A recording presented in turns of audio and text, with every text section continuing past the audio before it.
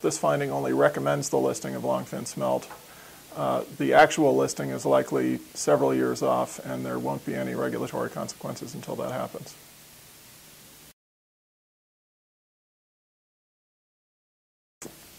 Once longfin smelt are listed, the service will consult with federal and state agencies and others on a project-by-project basis to determine whether proposed activities have a likelihood of affecting longfin smelt.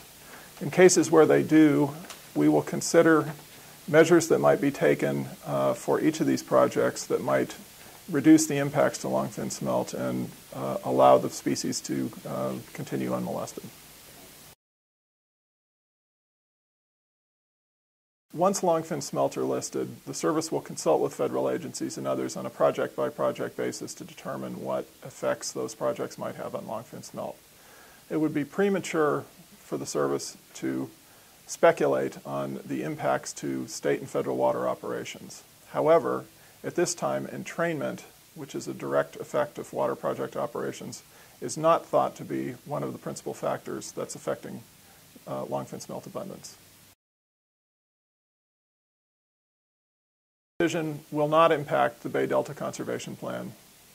Because the service has determined that longfin smelt is warranted for listing but is precluded, it now becomes a candidate species. Service policy dictates that candidate species be considered during internal consultations.